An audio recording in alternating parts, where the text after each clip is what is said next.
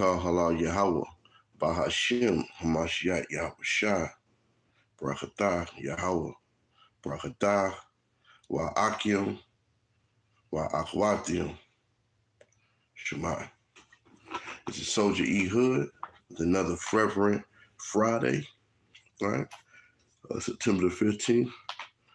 Today's class is called Full Confidence in Yahawah's Power.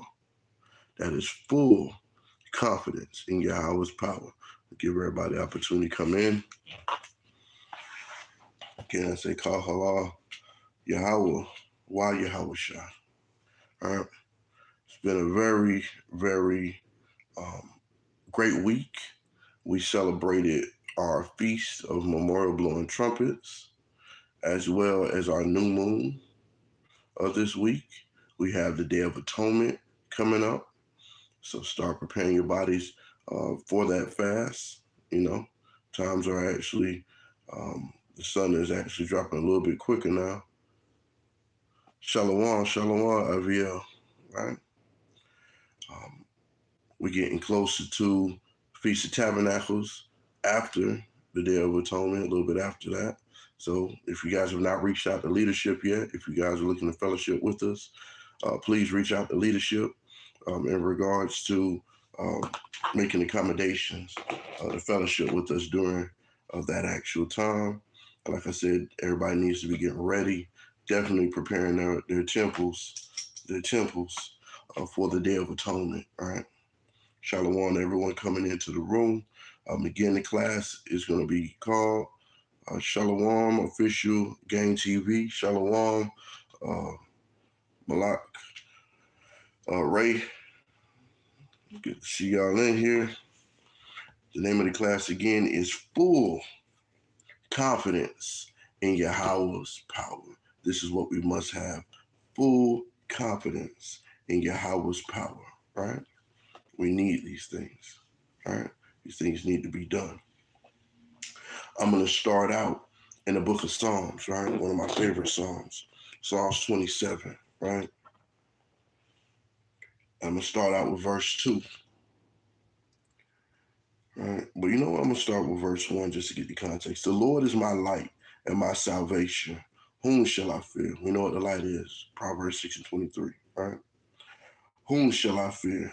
The Lord is the strength of my life. Whom shall I be afraid, right? But we're not to be afraid of anyone. We're supposed to keep full confidence in the power of our God, right? I don't know about these other nations. I don't know what they're going to do in regards to their problems. But we need to keep full confidence in Yahawah, right? Verse 2, right? When the wicked, right? You know what wicked is, Malachi 1:4. I'll get that in a moment. Even my enemies and my foes came upon me to eat up my flesh. They stumbled and fell. Now we hear throughout the scriptures numerous times of Israel and Judah being devoured by their enemies, right? But this is the confidence that David was showing when this psalm was written, right? He said the Most High is his light, his salvation. Whom shall he fear, right? When the wicked, right? Let's get the wicked really quick. This is just a regular, simple street precept, but for those who do not have it, it's the book of Malachi, right? The first chapter, the 4th verse. And if you're just coming in, we were just reading the book of Psalms, chapter 27. We start out at verse 1 and read verse 2. I'm getting a precept for wicked right now. All right, so I'm in Malachi, chapter 1, verse 4. And it reads, whereas Edom saith, right, and we know who Edom is, right? We are impoverished, but we will return and build in desolate places, thus said the Lord of hosts. They shall build, but I will throw down. They shall call them the border of wickedness, which is Psalm 17:13, right? And the people whom the Lord has indignation forever. So when everyone who likes to come in and scoff, if you're scoffing, you're watching, there's no way to get around that Malachi 1:4, right? It says, the people against whom the Lord has indignation forever, which is Edom. They are the border of wickedness. Shalom, Akwaf Hannah. All right. Shalom. Laha, Masapak, right? To you and your family, right? Pray everything is good out there in Memphis, right? Let's go back to the book of Psalms, right? Let's go back. All right? We're going back to the book of Psalms, 27th chapter, and the 3rd verse. Right? Though a host should encamp against me, right? My heart shall not fear, right? Because it seems like our enemies are surrounding us with more and more foolishness as the day go by. Now they don't want to talk about slavery. Now they want your children walking around with no knowledge of their heritage or who they are, right? They're teaching foolishness. They're surrounding us with the foolishness. They're trying to attack our mind, then our bodies, right? And it says, though a host should encamp against me, my heart shall not fear, right? Because we're not to fear. The Most High didn't give us the spirit of fear, 2 Timothy, right? The war shall rise against me, in this will I be confident, right? No matter how much they bring against our people, or how much they say, well, Israelites, that's a cult, or they don't know the Bible, or no matter the war words that are brought against us, we should not fear. This goes for the youngest Israelite all the way to the oldest Israelite. If you are basically doing the will of the Lord, continue to do so. Do not take your hand off the plowshare. Keep full confidence in Yahawah's power. That's all you need to do at that point, because he's going to handle the rest. All right? I'm going to go over to the book of Psalms and get a precept, right? David was going through, right? I'm going to go to Psalms 3 and 6. The book of Psalms, chapter 3, verse 6, all right? I will not be afraid of 10,000s of people that have set themselves round about me. As we just read in Psalms 27 and 3, though a host should encamp against me, my heart shall not fear, right? It shows here that David's not afraid of 10,000 people that set themselves against him. How many times has David had to go to war and lay down heathens over and over? It's not his first rodeo when it came to war, right? He was a mighty king, right? The Most High empowered him, right? This is the snare, because look, let's read verse 7. Arise, O Lord, save me. This is his confidence, right? Oh my God, for thou hast smitten all my enemies upon the cheekbone, right? One hit quitter, right? And thou hast broken the teeth of the ungodly, right? Salvation belongeth unto the Lord. Thy blessing is upon thy people. Who is thy people? Israel. We are his people. Shalom, as younger. Right? So let's go over to get an account of where our people were supposed to be making sure that they kept full confidence, right? And let's find out if they kept that full confidence or not. Because guess what? At the end of the day, we go through it. Oh man, I don't know what I'm gonna do. I don't know how I'm gonna pay my rent. Landlord says he's gonna kick me out if I'm a day late or $1 short, right? My job said if I'm late one more time, and you know, now I'm out of there. But a lot of things out of control. If I don't hit my numbers, or I don't do this, or I don't do that, right? This is why we're supposed to have faith in the Lord. I'm gonna get an example. I'm gonna go to the book of Deuteronomy, chapter 1, and I'm gonna start at verse 27, right? We're doing a little history today, right? Verse 27. And ye murmured in your tents and said, because the Lord hated us, he hath brought us forth out of the land of Egypt to deliver us into the hand of the Amorites to destroy us. Now see, right there, that was Capt. Our people was basically in a situation where Moses had to send spies out. But guess what? People was already afraid to put in that work for the Most High after he had just did a mighty thing in Egypt, right? Verse 28, whither ye shall go up, our brethren have discouraged our hearts, saying, the people is greater and taller than we.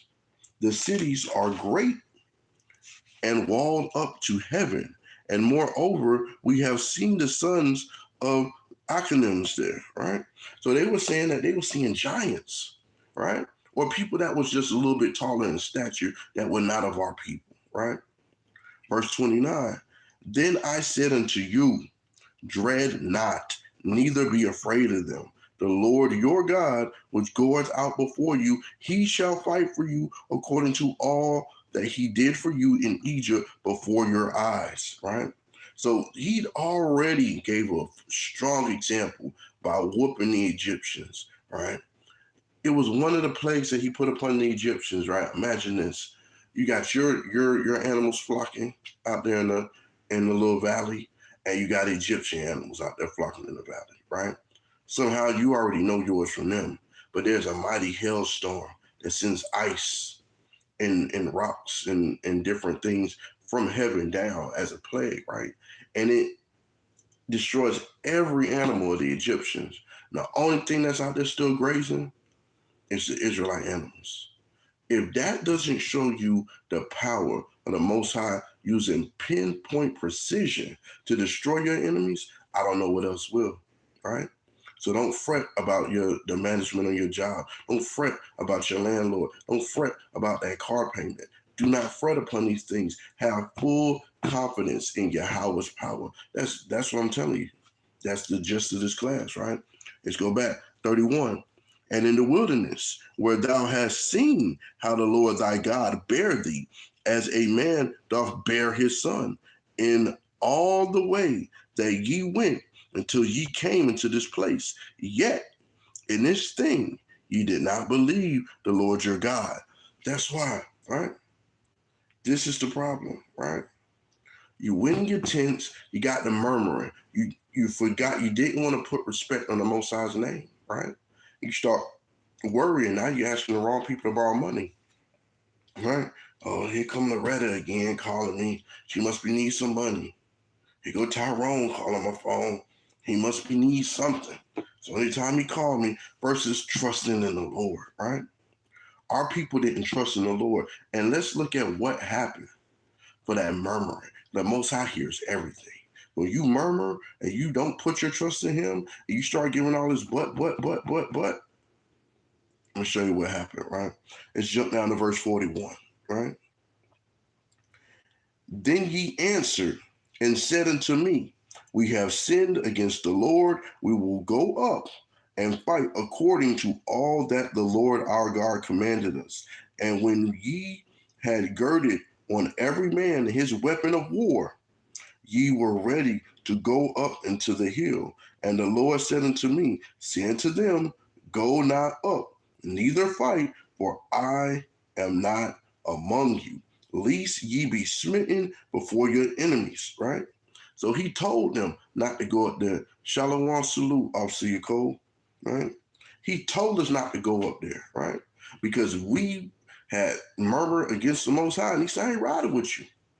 You're going up there by yourself. You're not going to win, right? It's not going to go the way that you want it to go, right? He told them not to do it. But guess what? Let's find out. Verse 43. So I spake unto you, and ye would not hear, right? But rebel against the commandment of the Lord and went presumptuously up to the hill. So you just said, hey, we're going up here anyway, man. We ain't scared. We're going to go up here anyway. We're going to fight the Amorites, right? Amorites is a modern day Japanese, right? Okay. Amorites is up there waiting. Oh, with the swords. They was up there waiting.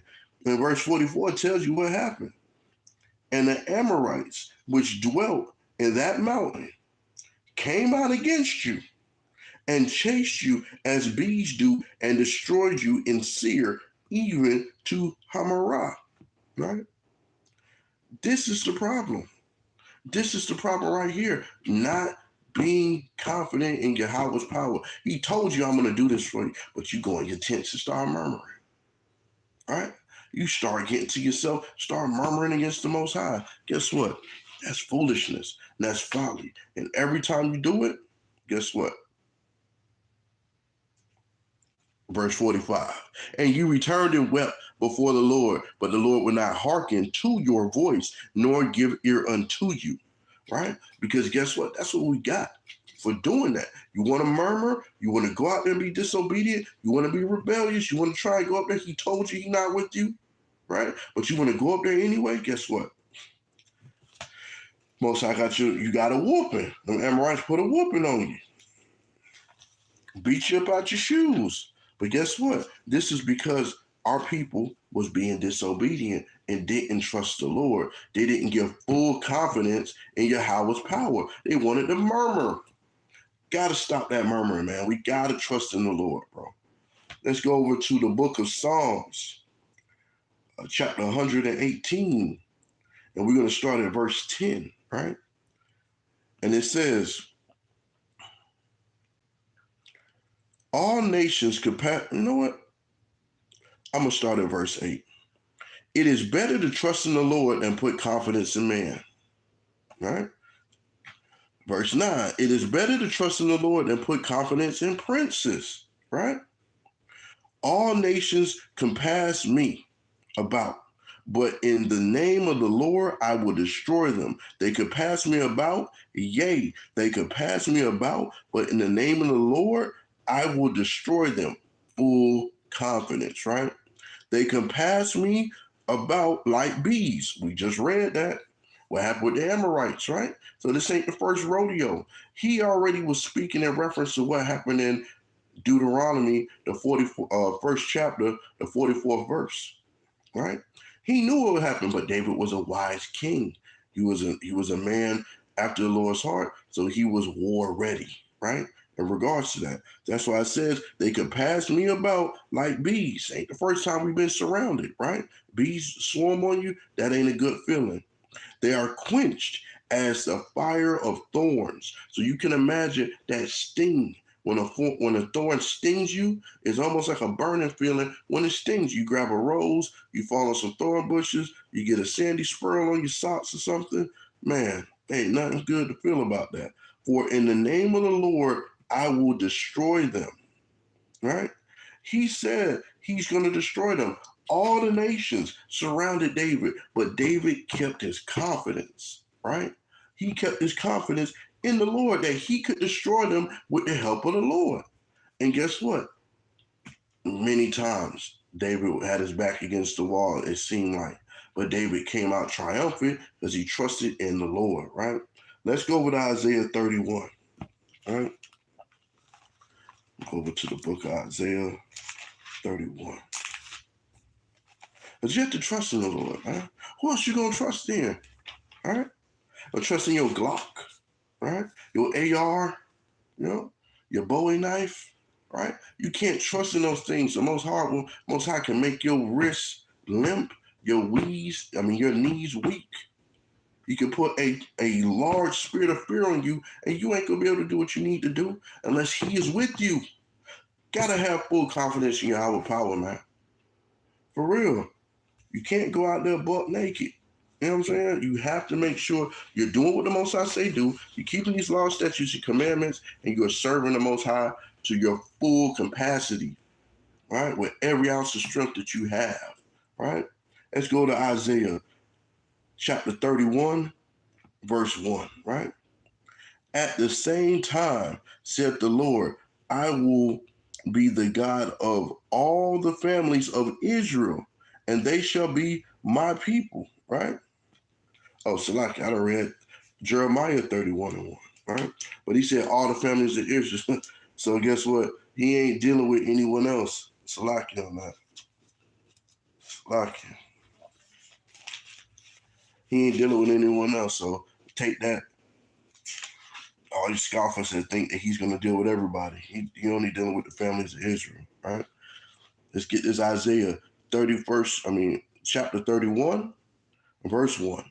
Woe to them that go down to Egypt for help and stay on horses, right? And trust in chariots, right? Because they are many, and the horsemen because they are very strong. But they look not unto the Holy One of Israel, neither seek the Lord, right? Guess what? These people don't get it. Shalom, Soldier Donovan, Officer Barakiah, right? Verse 2, yet he also is wise and will bring evil, right? And will not call back his words, but will arise against the house of the evildoers and against the help of them that work iniquity. Those heathens never, ever, ever called on the Most High. Let's get some proof of that. Let's go to Psalm 79:6. Right? It never fixed their heathen lips to call upon the Most High because they worship their many gods that the Most High gave them to worship. He didn't give them his actual accommodations to be worshipped, right? So we'll go to Psalm 79:6, right? To get the proof that the heathens want to put their trust into chariots, horses, things of war versus putting their trust into the Lord like Israel did, right? The book of Psalms, chapter 79, verse 6. Pour out thy wrath upon the heathen that have not known thee. They don't know the Lord. So they're gonna put their faith inside of a chariot. Chariot will be destroyed. A horse can just drop dead. The Most High could just seize that horse's heart and brain while it's in full gallop, and that chariot gonna flip. You know what I'm saying? Whoever on it, they gonna flip right along with it, right? And upon the kingdoms that have not called upon my name, for they have devoured Jacob and laid waste to his dwelling place, right? They devoured us numerous times. They were never our brothers. Oh, but we love everybody. We love everybody, right? Sound like a fool to say we love everybody, right? I love my people only. If you find a scripture to say love everybody, then that's a whole different ballgame. But guess what? There's a lot of foolishness that is done when the Most High turns you over to your own delusions, right? I'm going to jump over from Psalm 79:6, showing that the kingdoms never called upon the Most High, and I'm going to go over to Proverbs 21:31, right? To get a little bit more of showing how people trust in things that can't save them. Your Glock could jam, your AR can malfunction, your Bowie knife could get knocked out of your hand. The Most High can allow these things to happen if he's not with you. So thinking that you're going to use a weapon of the world to defend against something the Most High send upon you, good luck with that, right? So let's get this Proverbs 21:31. The book of Proverbs, chapter 21, verse 31, right? The horse is prepared against the day of battle, but safety is in the Lord, right? So at the end of the day, you can oil your gun up, put all the scopes and beams on it, everything, right? That horse is prepared in the day of battle. Sharpen your weapon to the sharpest degree, right? But your safety lies in the Lord, unless he is with you, as we just read in Deuteronomy and in Psalms and these other Psalms I just read. If he is not with you, you can wrap it up, man. You can go ahead and pack it up, buddy. It's not going to work. You go to shoot that gun, click, click, click. Yeah, by then they done socked on you. Now they beating you with the butt of your gun, all right? Telling you, we have to put our faith in the Most High, right? We have to put, as much as I love to carry my bladed assistants, as I like to call them, right? The slow dance at will if I have to. Guess what? I always pray one thing. I pray the Most High that I never have to use that weapon against the people of my nation, right? I pray that because I don't want to have to, thou shalt not kill. And the only person that can bring somebody to me to kill me is the Most High based on me being disobedient. So I have to utilize the discernment, the understanding, the knowledge that the Most High has given and shown us through his word and say, hey, look, if I don't do something wrong in the eyes of the Most High, he's not going to try and kill me. Sirach 71, right? That's my favorite. That's one of my favorites to stand on, right? Well, I'm going to go over to Psalms 33, right? I'm going to get a precept to that Proverbs 21:31, right? Now go to Psalms 33:17, right? Now look at what this says here, right? The book of Psalms, chapter 33 and verse 17, right?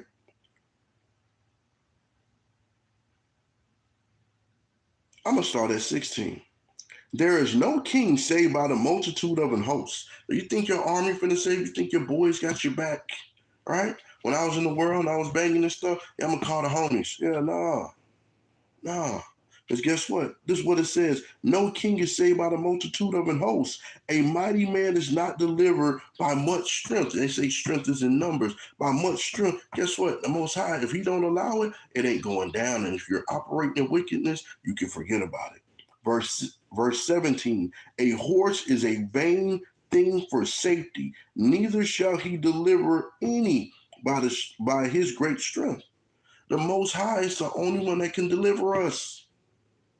If we don't get that understanding, right, and praise God for his goodness and his mercy's sake, right, Shalom, Sister Genesis, then we can wrap it up, right? Because look what verse 18 says, behold, the eye of the Lord is upon them that fear him, right? The fear of the Lord is the keeping of the commandments, right? Upon them that hope in his mercy, right? To deliver their soul from death and to keep them alive in famine. When the Jacob trouble hits the full breaker point, right, where all the stores are closed, people loot and run around in the street, who are we going to look to deliver our soul from death? The Most High. Because without him, guess what? Verse 20, our soul waiteth on the Lord. He is our help and our shield. Because without him, we're naked out here. We ain't got nothing that we can do. You can't stop nothing you can't stop a bullet with your hand. You can't do any of that. The Most High is the only one that can do that. Can have all the guns stopped up, all the weapons stopped up, all the food stopped up. If it's not the will of the Lord, guess what? That's just something for somebody else to have, right? Let's go over the book of Jeremiah 49, right?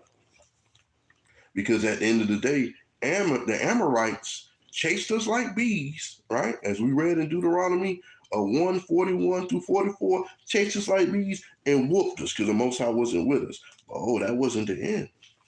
Oh, that wasn't the end. You don't think the Most High was going to spin the block on these heathens? Huh? Sadly mistake. This is why we trust in the Lord. This is why I trust in the Lord, right? And the level of faith that I have, sometimes it pisses people off. And that's all right. But I'm going to trust in him, right? Because guess what? There was a time where I had very little faith. Very little faith. My grandmother used to get on me all the time. And I remember one time she said, you one of them Israelites, say you're an Israelite. They trusted in the Lord all the time. And he brought them out of them problems. When I would call, I was like, Grandma, I don't know what I'm going to do. This that when I was back young, when I was in the world. Out there smoking and doing all of these things that the Most High wasn't pleased with, right? So guess what? At the end of the day, the Most High was my shield. That's why she would always have me read the 25th and the 27th Psalm, right? These were things that I had memorized, and I still do have memorized, right? But I'm going to go to Jeremiah 49, 1 through 6. This shows the prophecy, right, that was set against Ammon for their deeds and their actions that we read about in the chapter, Deuteronomy 1st chapter 41 through 43. Let's see it, right? The book of Jeremiah, chapter 49, verse 1. Concerning the Amorite, thus say the Lord, hath Israel no sons? Hath he no heir? Right? Why then doth the king inherit Gad, and his people dwell in his cities? Right? This when the Amorites was basically gathering up our people.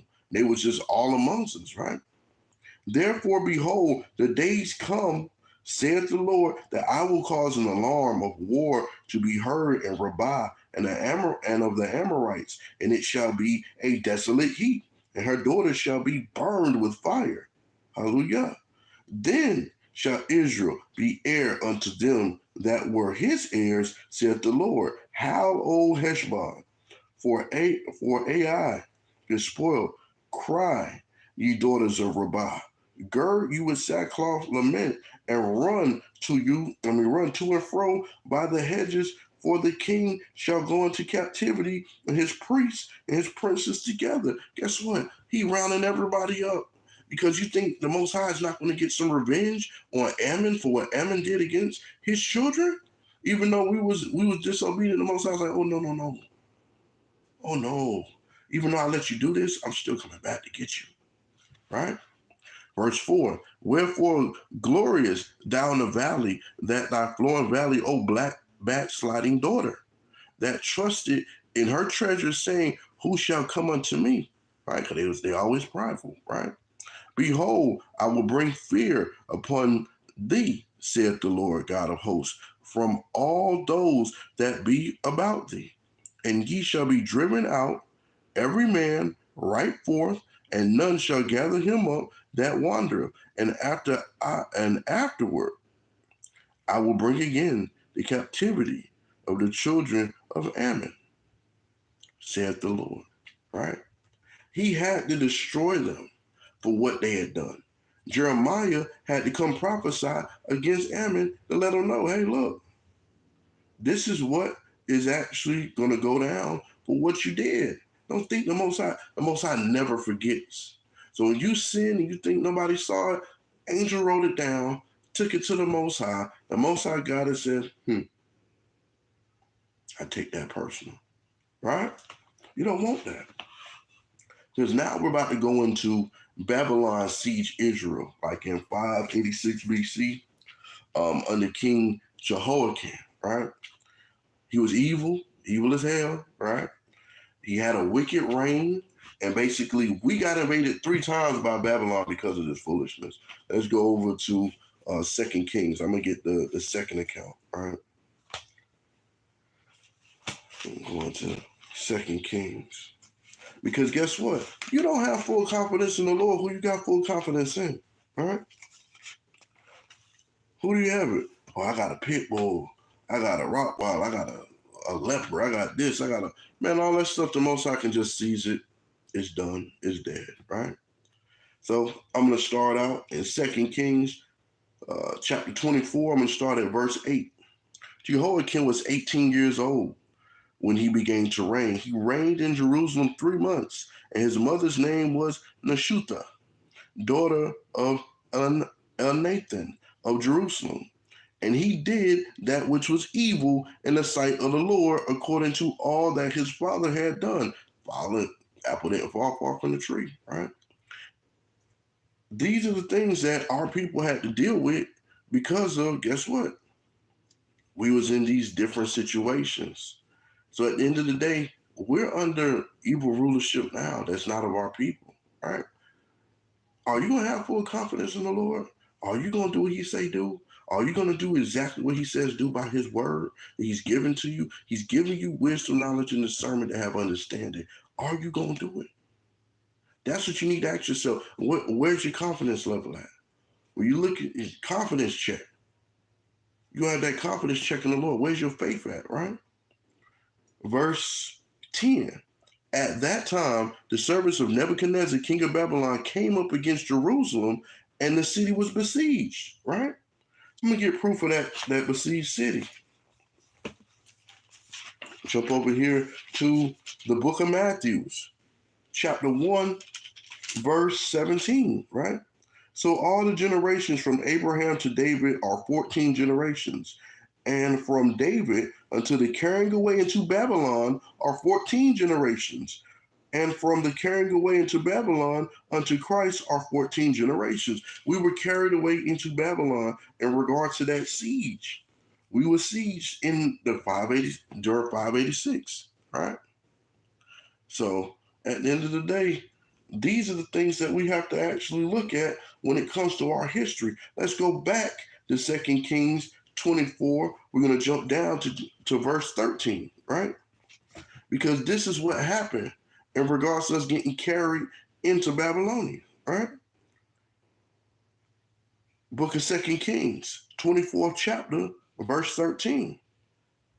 And he carried out thence all the treasures of the house of the Lord and the treasures of the king's house, and cut in pieces all the vessels of gold which Solomon, king of Israel, had made in the temple of the Lord, as the Lord had said. So guess what? We had stuff being destroyed left and right for our disobedience, right? And the disobedience of our people. Verse 14, he carried away all Jerusalem and all the princes and all the mighty men of valor, even 10,000 captives, and all the craftsmen and smiths, none remained, save the poorest sort of the people of the land. right? So they utilized a strategy against our people. They took out all of Jerusalem, right? They went after the princes. They went after all the mighty men. So that way, you know, the mighty men of valor wasn't there to protect, right? 10,000 captives of those. All the craftsmen and the smiths, who's going to make the weapons? But to defend ourselves, they took it out just like that, right? This is what happened when you're disobedient. You don't have full confidence in Yahweh's power, right? And he carried away Jehoiachin, right, to Babylon. The king's mother and the king's wives and his officers and the mighty of the land, those carried he into captivity from Jerusalem to Babylon. And all the men of might, even 70,000, and craftsmen and smiths 8,000, all that were strong and out for war, even them the king of Babylon brought captive into Babylon, right? So these were the things that were actually brought into Babylon, right? One of the officers will be able to go over that with you, Official Gang TV, right? All of the actual craftsmen and smith, everybody that was making weapons, all the soldiers, all the mighty men of war that was ready to fight, guess what? Because of Jehoiakim's evil reign over Judah, right? Babylon invaded that second time, right? And the anger of the Lord came to pass, and I'm going to read verse 20. For the anger of the Lord, it came to pass in Jerusalem and Judah until he had cast them out of their presidents, that Zedekiah rebelled against the king of Babylon, right? So that led us into the 25th chapter where Nebuchadnezzar attacked Jerusalem for the third and final times, right? And they took their final wave of captives. They destroyed Jerusalem even worse in that point, right?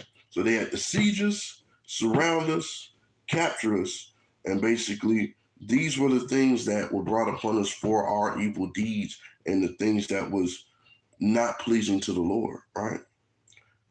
Why? Because guess what? Our people chose to be disobedient.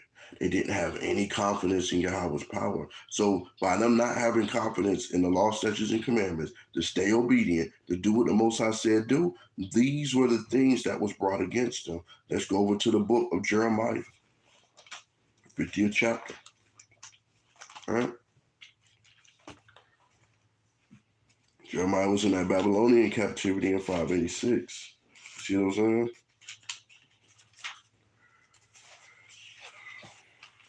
Right? Because guess what?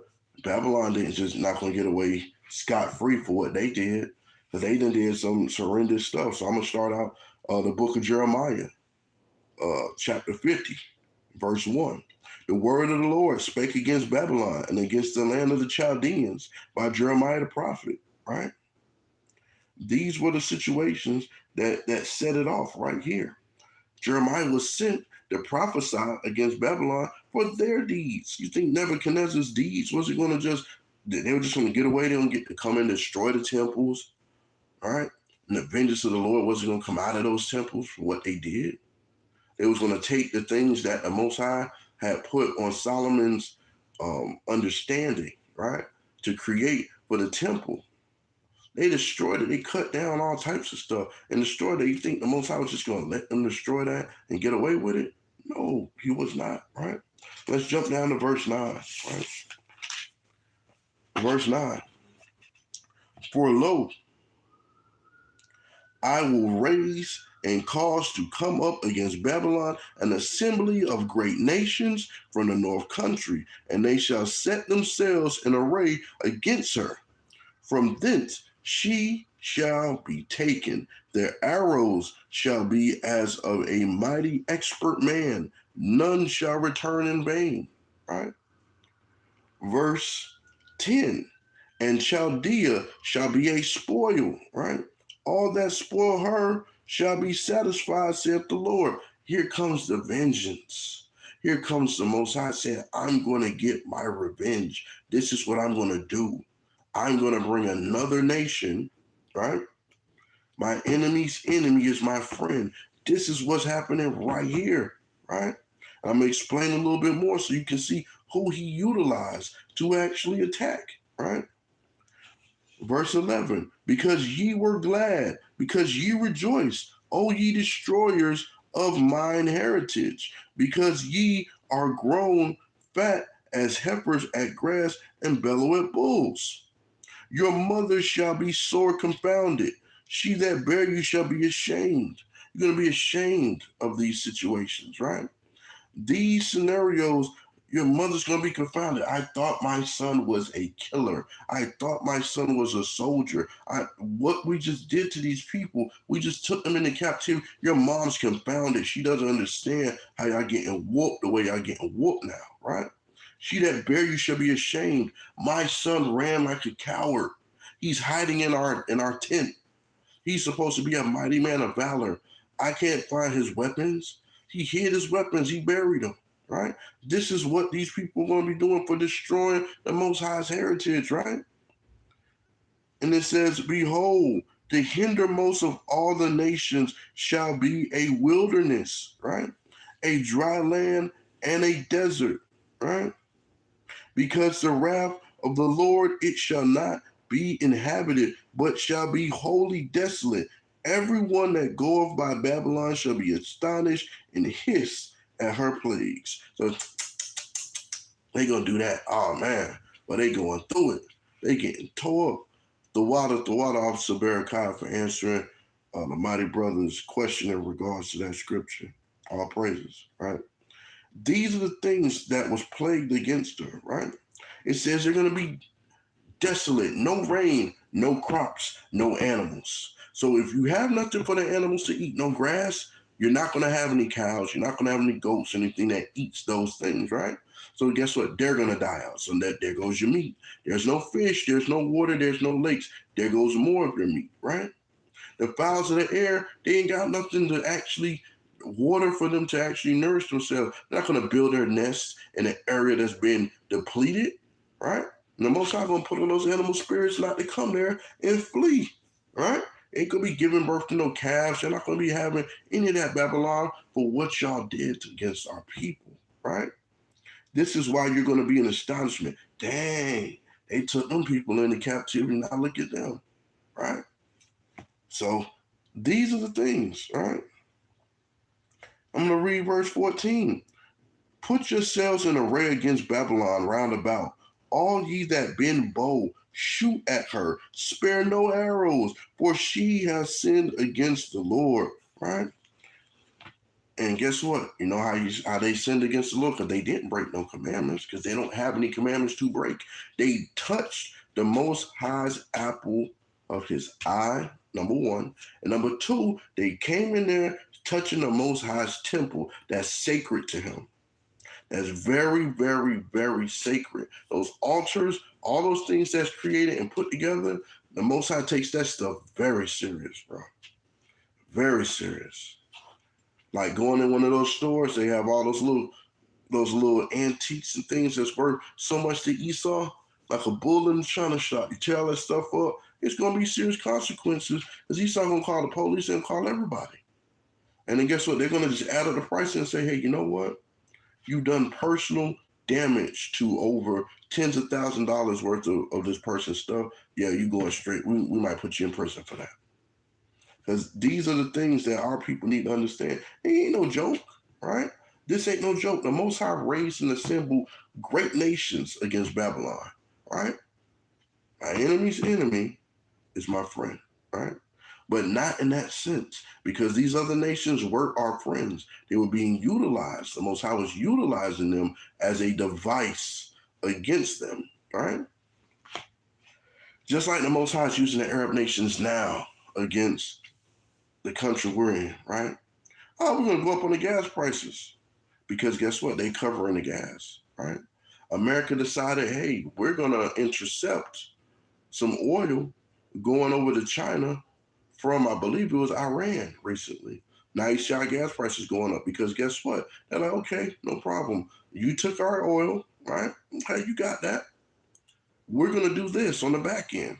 Now you're going to have to deal with that. Because guess what? America, they're going to deal for the stuff that they had to go through as well. Let's jump down. We'll stay in the same chapter 50. We're going to jump down to verse 28, right? Matter of fact, I'm going to jump up to verse 25. I like the way this reads. The Lord hath opened his armory and have brought forth the weapons of his indignation, of his hate, right? For this is the work of the Lord God of hosts in the land of the Chaldeans. Verse 26, come against her from the utmost border, open her storehouses, cast her up as heaps, right? They ravishing everything. So if they got bread and wheat and all these different things stored up, like I was saying, you can have all that stuff stored up.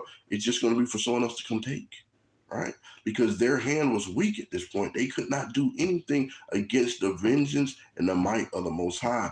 Having full confidence in Yahawah power, what we're reading is the history as well as the understanding of how powerful the Most High was, right? And it says here, come against her from the utmost border, right? So as far as he could bring them from, he was bringing them, right? Open her storehouses. They all running through all their grocery stores and everything, right? Cast her up as heaps. When you have a heap, right? Let's say you got a pile of dirty clothes. It's just there. It's just cast. Everything's destroyed. It's on top of one another. Like how you see the Most High left Hawaii. He left that as heaps, right? And now he's using Esau to say we're going to turn that into a memorial, not giving them people back their home. They said they got 1,100 children missing. The indignation of the Lord shall not be matched or mocked, right? And guess what? And destroy her utterly. Let nothing of her be left, right? Straightforward commandment said don't let nothing be left. Because he put this on these other nations to come in, and he put this on their spirit for them to come in, and they taking everything. Because we know how Esau is, we know how the heathens is. They're going to gather all the grapes. Ain't going to be no grapes left, right? You can forget about it, right? And guess what it said next? 27, slay all her bullocks, just like they did our Native Americans. They killed all the buffaloes. Guess what? Slay all her bullocks, right? Let them go down to the slaughter, right? These are war type strategies, right? When the actual Edomites came over here, and Gad and Reuben were in sin based on their idolatry and worshiping of totem poles and animal spirits and foolishness and not keeping the laws of the Most High. The Most High had them do the same thing, had them kill all their buffalo off, plague them out with different diseases because of their sin. The Most High, when he does it, ain't nobody doing it like him. Nobody's bringing that judgment and that punishment like the Most High is going to bring. This is why you must have full confidence in Yahawah's power. If he say he's going to protect you, he's going to protect you. If he say he's going to kill you, you're born. You're dead. He going after everybody, right? And it says, look here, slay all her bullocks, not some of them, all her bullocks. Let them go down to the slaughter. Woe unto them, right? Destruction unto them. For their day is come, their time of their visitation, right? This is the situation that our people not understanding, right? Verse 28, right? Because Israel's told, get out of there. Get out of there. Because guess what? The Most High, he's about to roll up his sleeves. He's about to go to work. Verse 28, and it says, the voice of them that flee and escape out of the land of Babylon, to declare in Zion the vengeance of the Lord our God, the vengeance of his temple. But guess what? Y'all touched that temple.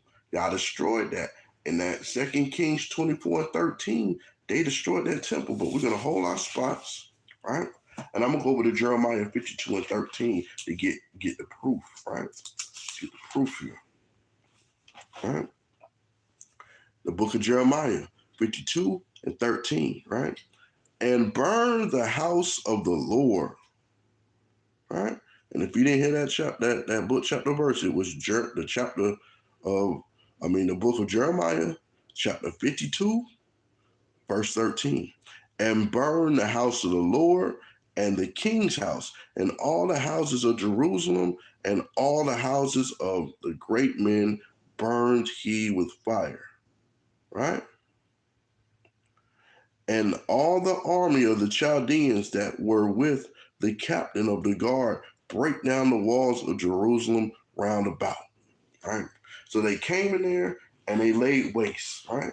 So when we go back to Jeremiah chapter 50, verse 28, right? We see why the Most High was like, look, y'all get up out of there because I'm about to go to work on these for what they're doing, right? But this was the prophecy brought against them, right? It says, the voice of them that flee and escape out of the land of Babylon to declare Zion, the vengeance of the Lord, our God, the vengeance of his temple. When you go in there messing with the Most High stuff, you can guarantee that you're finna get whooped. You're finna get whooped like you ain't never been whooped before. Verse 29, let's see it. Call together the archers against Babylon, right? Right? All ye that bend the bow, camp against it, round about it, right? Let none thereof escape, right? So I'm going to get Isaiah. We're going to hold that precept. We're going to stay here. We'll put a finger there. We're going to jump over to Isaiah 13 and 18 and get a little precept here.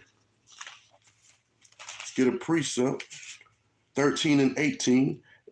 The book of Isaiah, chapter 13, verse 18. Their bows also shall dash the young men to pieces, right? And they shall have no pity on the fruit of the womb. Their eyes shall not spare children, right? This is the whole problem, right? Or you jump up to 17, right? Because this was more of the prophecy against Babylon. It tells you, behold, I will stir up the Medes against them that shall not regard silver, right? And as for gold, they shall not delight in it. They don't care about no money. The Most High put on their spirit to come in, destroy everything. That's what it says. Their bows shall also dash the young men to pieces. No matter what the age was, them arrows coming from the Persian and Medes, y'all seen in 300, how it looked like it would block out the sun. Guess what? He put them Persians on the Babylonians, right? And they wasn't worried about no money. They was coming to the Most High to put a spirit on them to come to just destroy everything, right? And it says, the bows also shall dash the young men to pieces. They shall have no pity on the fruit of the womb. Their eyes shall not spare the children. They were going to take Babylon into desolation, right? Complete desolation for what they did. Now I'm going to go from Isaiah 13 to 18, get a precept for that one in regards to the bows, right? And the arrows, because I'm going to get the precept for bow and arrow. But I'm going to go to Psalms 45 and 5 first. The book of Psalms, chapter 45 and 5, and it reads, thine arrows are sharp in the heart of the king's enemies, whereby the people fall under these, right? This is the situation that's going down right now. Those arrows are sharp. Who's the king's enemies? Babylon at this point, because of what Babylon did. He said he was gonna beat them into desolation, right? He said it. Guess what? The Most High words don't come back void, right? They don't. They don't come back void at all, right? So I'm gonna get Zechariah. Go over to Zechariah really quickly. Get that precept for who the bow and the arrow was. This is a great precept that was brought out in one of the Sabbath class. The book of Zechariah, chapter 9, verse 13, right? Because God promises our victory and our defense at all times if we have confidence, full confidence in Yahweh's power, right? And verse 13, and it reads, when I have bent Judah for me, fill the bow with Ephraim. So Judah was considered the bow. Ephraim was considered the arrows. Because what do you put into a bow? Arrows, right? It says, when I have bent Judah for me, filled the bow with Ephraim, and raised up thy sons, O Zion, against the sons, O Greece, and made thee as a sword of the mighty man, right? These are the situations that our people didn't understand. We were being utilized. That's why I said I want to be the sharpest weapon for the Lord, right? But guess what? The only way I can do that is by keeping the law, statutes, and commandments. But the Most High is going to use me as He will. no matter what I ask for, if he's like, you know what, I might use you for something completely better than that you had no idea that I was going to use you for, right? Let's go back. Going back to Jeremiah, the 50th chapter, right? Jeremiah, the 50th chapter, and we're going to jump down to 35 and 37, right? In regards to more of this punishment that was coming. The book of Jeremiah, chapter 50 and verse 35. A sword is upon the Chaldeans, saith the Lord, and upon the inhabitants of Babylon, and upon her princes, and upon her wise men. A sword is upon the liars, right? Because they thought that it was going to ride forever, right? And they shall dote, right? They doting them open. Oh man, damn, look what's happening. They going through that now, right? Because the Most High is destroying Babylon as we speak, right? The food is getting more expensive. The gas is getting more expensive. Edomites crying online, oh, $25 an hour isn't enough to keep what I got going. Oh, I don't know, I'm about to drive Uber. So what? A lot of our people ain't making $25 an hour. Y'all living deliciously, right?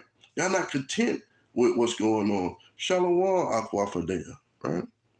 And it says, I'm going to start back, 36 from the top. A sword is upon the liars, right? And they shall dote. A sword is upon her mighty men, and they shall be dismayed, right?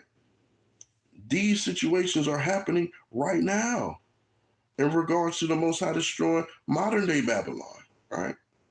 Which is what we're going through here in America, right? But again, the Most High is utilizing these prophecies to show our people who they are and what he will do if you do what he say do, and what he'll do if you don't do what he say do. So we have to use discernment and understanding when it comes to these things, right? Verse 37, a sword is upon their horses and upon their chariots and upon the mingled people that are in the midst of her. So again, we already remember what it said in Psalms 33 and 7. A horse is a vain thing for safety, right? The horse is prepared for battle, but the safety is in the Lord, right? That's what that sword is upon their horses, because they trust in those chariots and horses and tanks and jets and guns and soldiers. Guess what? Most High don't care nothing about that. Because when he come to tear it up, he coming to tear it up. He ain't leaving nothing. He ain't leaving no stone unturned, right? A sword is upon her horses and upon their chariots and upon all the mingled people that are in the midst of her, right? And they shall become as women. What do women do, right? And this ain't no shot at the women, but what do women do when problems happen? When they get to shooting, when they get to fighting? Women get the hell up out the way. They running, they out of there. Track star, they are out of there, right? Some of them fall down, some of them crying, but guess what? The smart ones, they getting up out of there, right? It said, a sword is upon her treasures, and they shall be robbed, right? I'm going to get the precept for that, right? 2 Maccabees 15, verse 15 is, right? And it reads, 2 Maccabees 15 chapter, verse 15. Whereupon Jeremiah, holding forth his right hand, gave to Judas a sword of gold, and in giving it spake thus, take this holy sword, a gift from God, with the which thou shalt wound the adversaries, right? This is that sword that it was referring to. This is a great precept that was brought out in class, right? In one of the Sabbath classes, right? If y'all chatting, y'all in the chat, guess what? It says something went wrong, try again. I'm not going to keep trying on that because I already know how Esau works, right? So this was the sword that was prophesied. It says, whereupon Jeremiah, holding forth his right hand, gave to Judas a sword of gold, and in giving it spake thus, take this holy sword, a gift from Yahawah, with the which thou shalt wound the adversaries, right? And Judas was comforted by those words to go in there and put in that work for the Most High, right? This is the sword brought upon the Chaldeans, right? Now we're going to go back to Jeremiah. We're going to go to chapter 51. We're going to read about this severe judgment, right, that was brought on God brought by the hand of Yahweh on the Babylonians, Salakia, right? We'll go from chapter 51, and I'm going to start at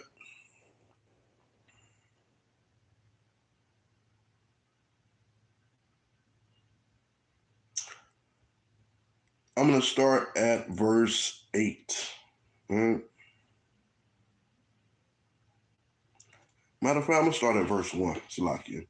The book of Jeremiah, chapter 51, verse 1. Thus said the Lord, behold, I will raise up against Babylon and against them that dwell in the midst of them that rise up against me a destroying wind. Right? And I will send into Babylon fanners that shall fan her and shall empty her land. For in the day of trouble they shall be against her round about. Now you're surrounded. Come out with your hands up. Right? Jump down to verse 10. Right? Get the point of this. The Lord hath brought forth our righteousness. Come and let us declare in Zion the work of the Lord our God. Make bright the arrows, right? Know about the bow and arrows, right? Make bright the arrows, gather the shields. We know who the shield is, right? The Lord have raised up the spirit of the kings of the Medes. So this probably had to be around 538 when the Persian Medes was coming into power, right? 538 BC. For his device is against Babylon, right? He created the Persian Medes' strength and might as a device against Babylon. My friends, my enemy. Even those stinking Persian Medes ain't our friends. He utilized them to do something for us, right? And I'm going to explain how he utilized them. It says, for his device against Babylon, to destroy it, because it is the vengeance of the Lord, the vengeance of his temple, right? His temple was destroyed, right? Jeremiah 52 and 13 for the reference of that, right? He created the strength of the Persian Medes. He made them our footstool. He made our enemies our footstool. Let's go over to Psalms 110 and 1. Let's get an account of that, right? Explain how he made our enemies our footstools, right? This is why you have to have full confidence in Yahawah's power. So when your supervisors aggravate you, when the landlords bother you, when they keep calling about money that you owe, when you're going through problem after problem after problem, number one, check your spirit and make sure you're doing right based on what the Most High said do. That's number one, right? Number two, need to go ahead and pray, fast, get any kind of spirits off of you, and trust in the Lord with full confidence, right?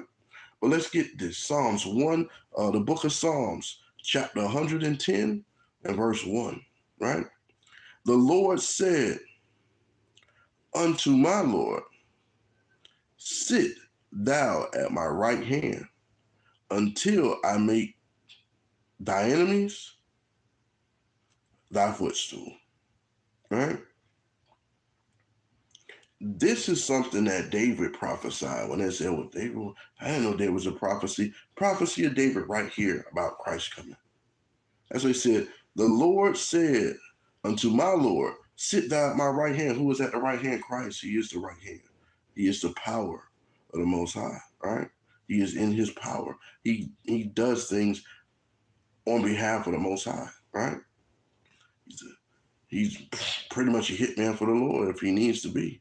Whatever the Most High say do, he's on it. Because when he comes back, he's not coming back with dandelions, stickers, hugs, kisses. He's coming back with a sword of vengeance. All right? That's why the scripture says, I will make thine enemies thy footstool. Right? These are the scenarios that we have to look at. The Lord swore these things to us. He's going to make our enemies our footstool. So stop worrying about caring at work. As worrying about you going over on your lunch break, stuff like that.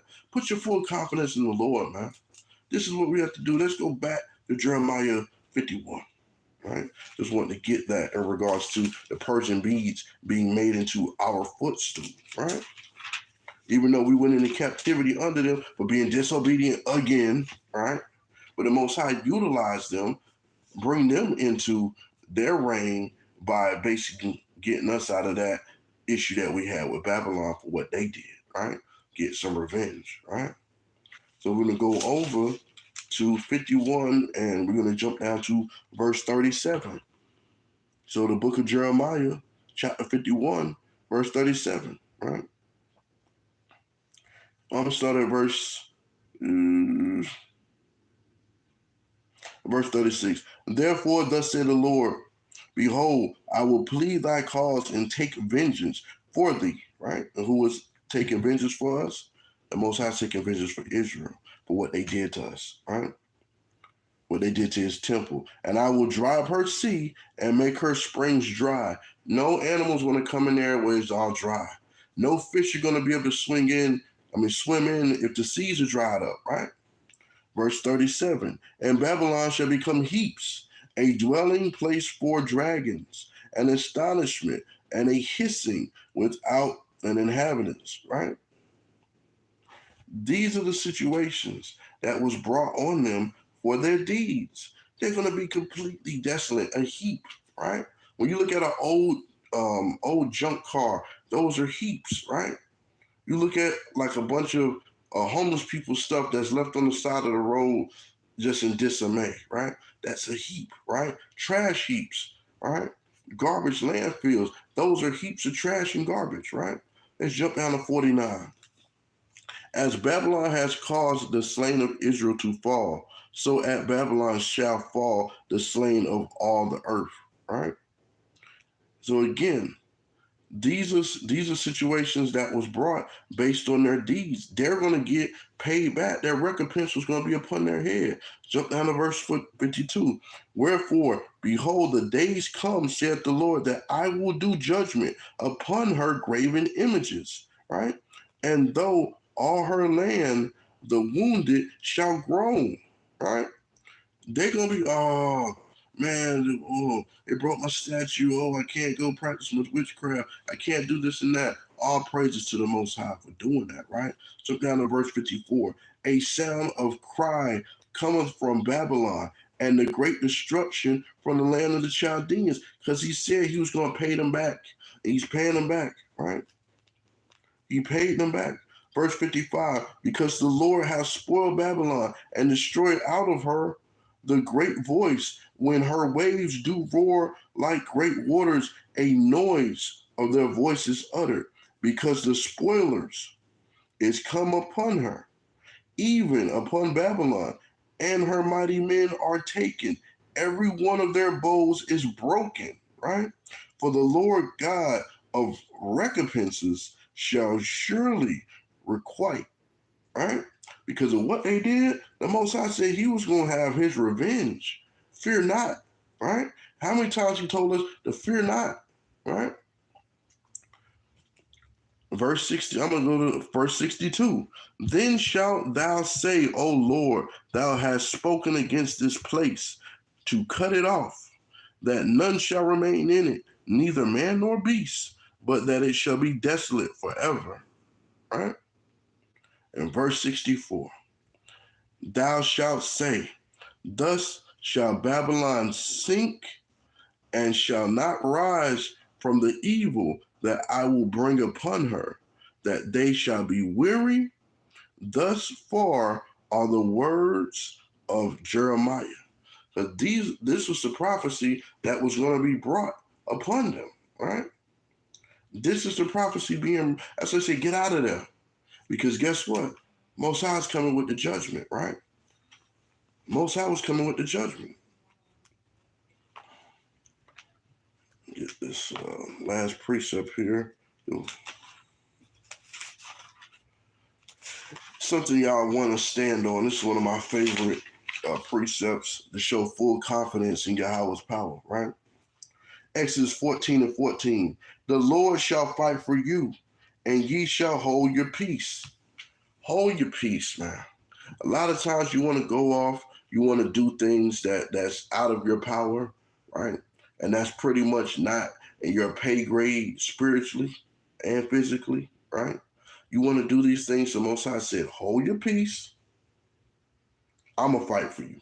He told us that in Deuteronomy, right? Chapter 1 and 27. What did they do? They went in their tents and murmured. Amorites whooped us, surrounded us like bees, right? These are the things we have to look at. David wasn't afraid when 10,000 people surrounded him.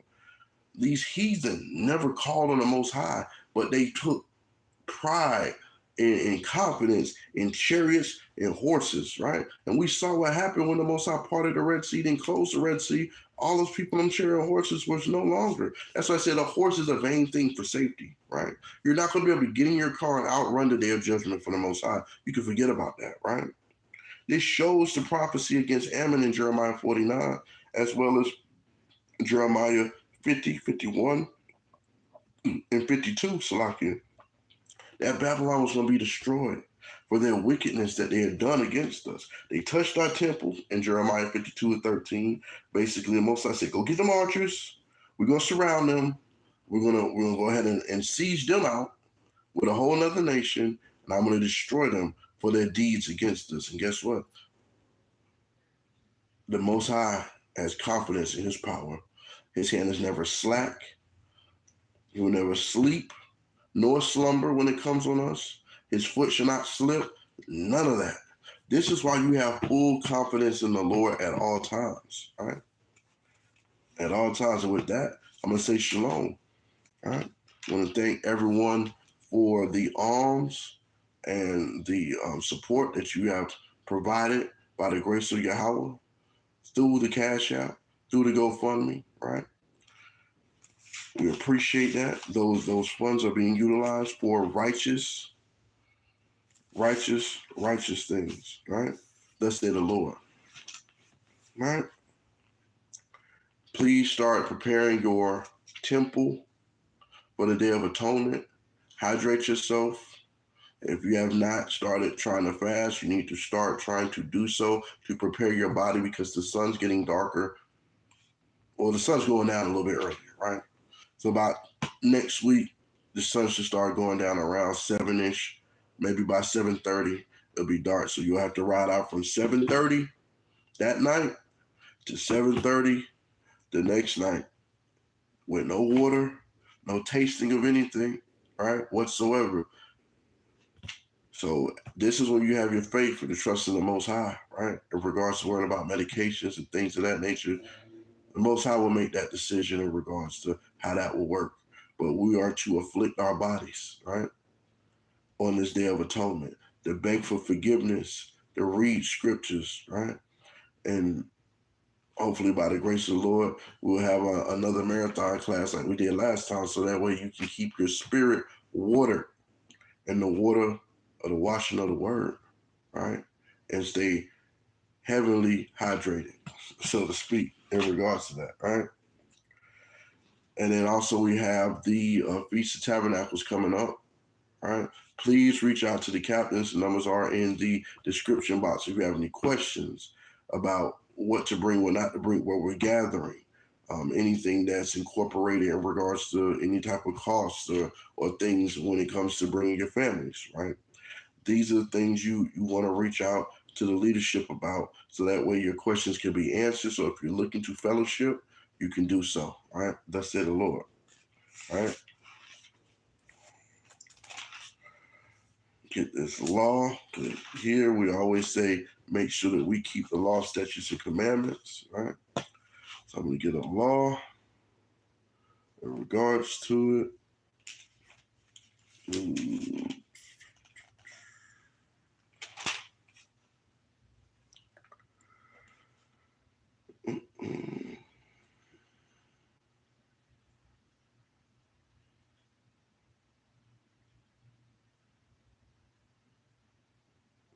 I'm going to get Leviticus 23 and start at 26. I'm going to go into the actual Day of Atonement, right?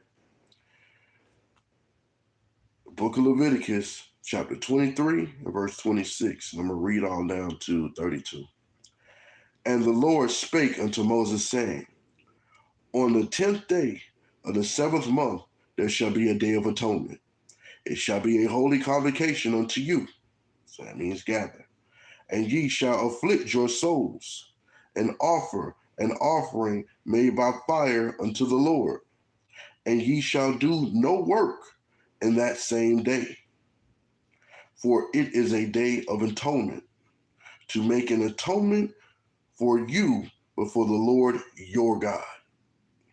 For whatsoever soul it be that shall not be afflicted in that same day, he shall be cut off from amongst his people. Right? And whatsoever soul it be that doeth any work in that same day, the same soul will I destroy from among his people. Right? Ye shall do no manner of work. It shall be a statute forever throughout your generations in all your dwellings. Verse 32. And it shall be unto you a Sabbath of rest, and ye shall afflict your souls, and the ninth day of the month at even. From even to even shall ye celebrate your Sabbath. All right?